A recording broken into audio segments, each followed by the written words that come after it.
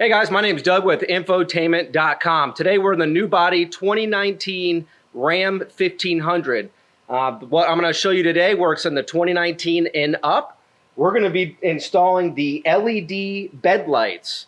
You guys have seen this even on the older body Rams. Install them in the side of your bed, and at night you can have a perfect clear view of what's in your bed in their cargo. So the installation is pretty straightforward. I'm going to show you guys step by step on how to do it. We're going to install this particular one with the switch on the driver's side. This will go on the passenger side. We have some zip ties. We have a wiring loom. The one with 2 will plug on the driver's. The one with 1 will plug on the passenger. We'll hit our grounding screw behind the left side, left rear. Then we're running 2 pins into the cab. This will go in through the firewall, and this will go into 2 connectors within the BCM. Once that's all done, the last step is to run the OBD Genie Programmer. We partnered with them on this to enable this in the BCM.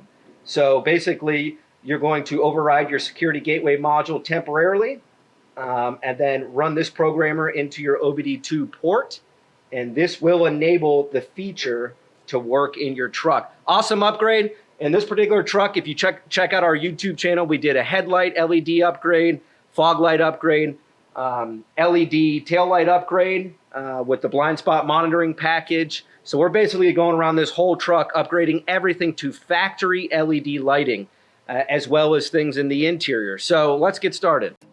All right, you'll notice in the back of your bed liner, you'll have this little cap right here. Now this actually has the Line-X on it, so we had to kind of cut with the razor blade. If you have the regular plastic bed liner, you should have an area where it just pops right out. So basically what you're going to do is just get behind it. There's no screws or anything, you just get behind it.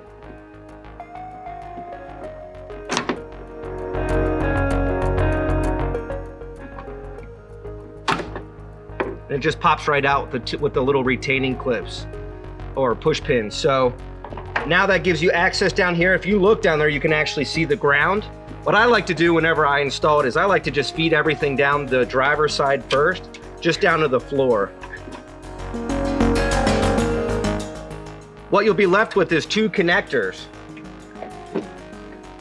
What you're going to want to do is just plug those into your LED, your driver's side LED. You know it's the driver's side because it's going to have 2 plugs and it's going to have the little switch there. So you can go ahead and plug those in.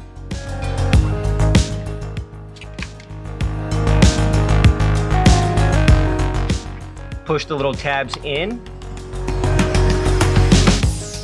and then from the bottom, put the bottom in first and push the top in. All right, what we're gonna do is we're gonna run this connector to the passenger side. So we're gonna go back behind the frame, behind or above the spare tire, and then we're gonna route it up to that other cavity on the passenger side to plug this into the other alternate light. So that's what we're gonna do with this. We'll use zip ties along the way. We won't interfere with anything regarding the spare tire and you know how it lowers. And then we're gonna tie this to a ground nut or bolt that's right up in here. And then we're gonna run this wire along the chassis up to the front of the vehicle where the firewall is. So we're gonna do that now. All right, I'm gonna come up above the frame rail.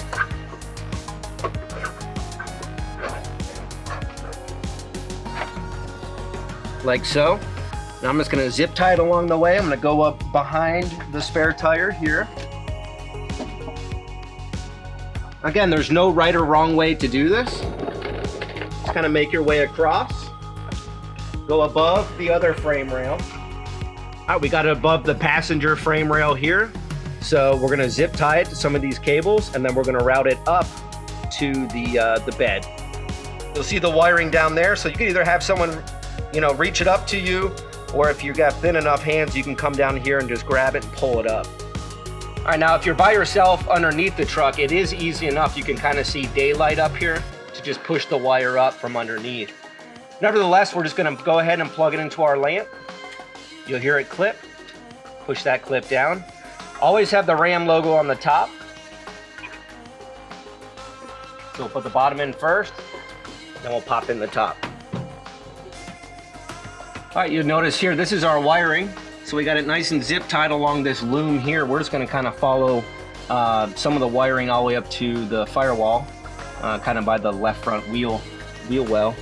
Nevertheless, we got it all tied up here. We got it here. We put it up above the spring, just zip tied it. Now we have this little guy. So we're gonna ground it out right here. So we're gonna take this little 10mm nut off, and that's where we're gonna put that.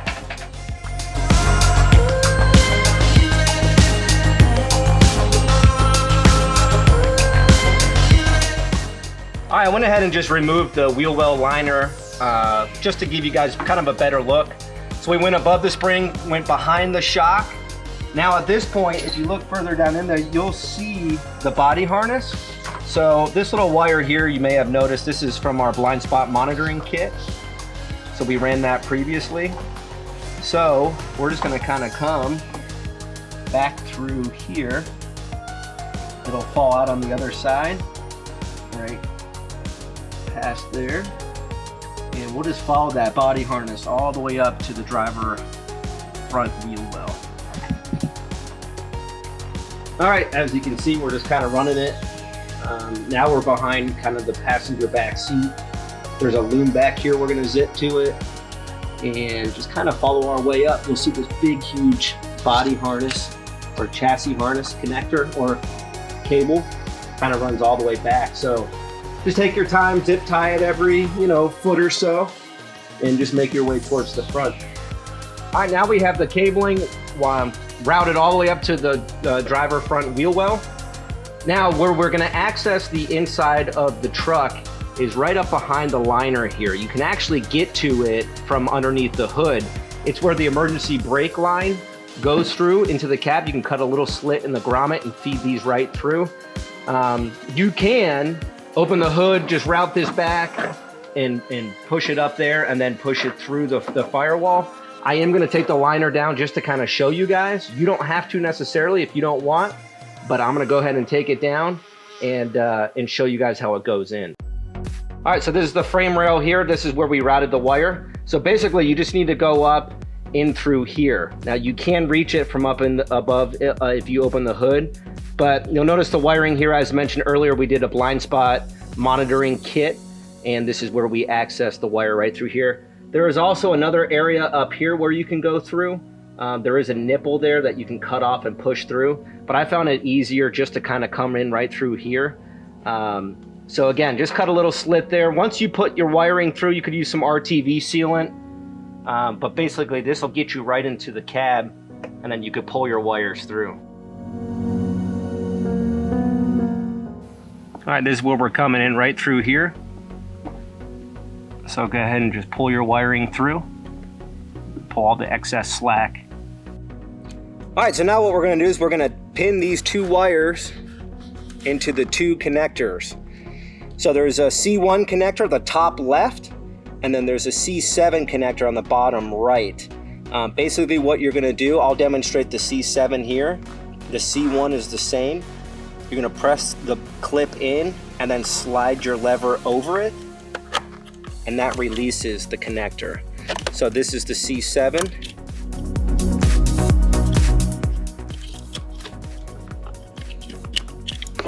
Here. And then we're gonna do the same thing on the C1, connector A at the top. Push the tab in, slide the lever over, and it comes right out. So these are the two connectors. We got the pin real quick and then we're all done. All right, we're gonna start with our C1 connector. You'll notice a little clip right here to take the shell off. You're gonna press this little tab outwards, meanwhile pressing the shell away from the connector. So kind of pry it out and then push it. That releases the shell. Now we're looking for pin 5. So you'll notice here it says 13, 24, 12, and 1. So we're gonna count over 5. And you notice it's already pre-wired for 1. So you have two options. Not pre-wired, I'm sorry, it's already got a wire in there. So the beige with the white stripe, you could either solder that together. You could even cut it and use a twisty tie or whatnot just to get these together. or you can come in here and release it and do it that way. Another thing you can do is cut this off, use a T-tap, you can use a posi tap, whatever you decide you want to do, but this needs to come in through here.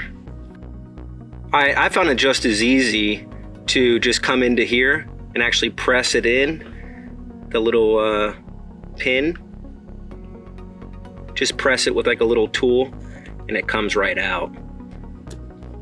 Okay, then you could tape that back. Then this wire goes in the exact same location. You'll hear it snap into place. This little shell can then just be put right back on. Again, you could tape this back. You will no longer need it. And you can go ahead and put your shell back over it.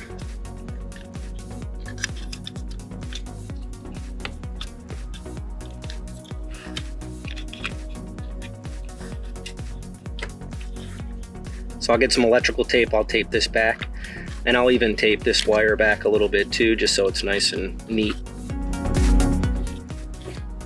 All right, that completes the C1. So we can actually go ahead and push this back up. Well, actually what we'll do is we'll just actually wait a minute so we have some room to put this pin in. So now we're gonna do the same procedure on the C7, and we're gonna go to a different pin. All right, in this particular one, we have a beige and violet. And again, we have 13 through 24 and 1 through 12. So we're looking for pin 16. This one is also pinned. So we're gonna do the exact same thing. We're gonna go ahead and pull this one out. Again, if you're not comfortable pulling it out, you can you could get some T-taps, posi taps. They sell those on Amazon or online. Those are pretty cool. But we're gonna go ahead and pull out 16.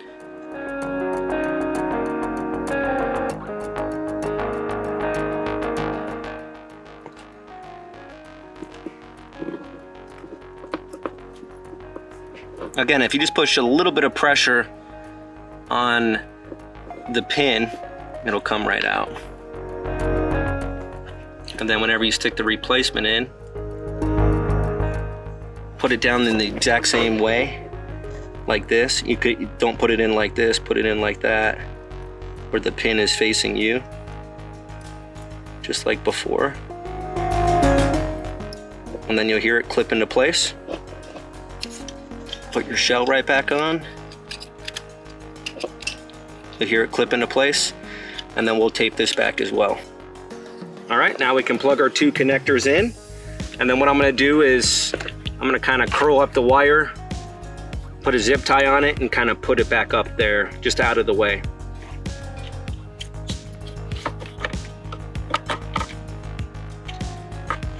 Now when you go to plug the connector in, make sure your lever is all the way up. Then as you press it in, the lever will come back and clip into place. You're gonna do that for both connectors. Make sure the lever is all the way up. It just makes it a little bit easier. All right guys, we have both connectors plugged in. The excess wire is coiled up and zip tied. It's nice and neat up in there. Now all we have to do is pull the truck out and run our programmer. All right, to install the OBD Genie tool program into the new body Ram 1500 2019 and up, the first thing we're gonna do before we run this fob in the OBD2 port, we're gonna plug in the security gateway module bypass. Now the gateway module is located just behind the headlamp switch. You can access it from underneath. So basically, there's two plugs plugged into the gateway module. We just have to disconnect those two plugs and temporarily plug them into here. These are the two plugs. The module's located right behind here. Simply plug those two plugs into the bypass, like that. Now we're gonna put the vehicle in the run position and plug in our Genie program. You'll see a series of lights. What we're waiting for is the solid green light.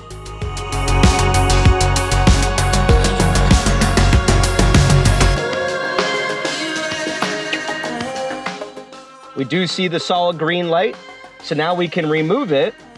It'll no longer be needed. All right, we shut the vehicle off. Now we're going to disconnect the 2 plugs we plugged into the bypass.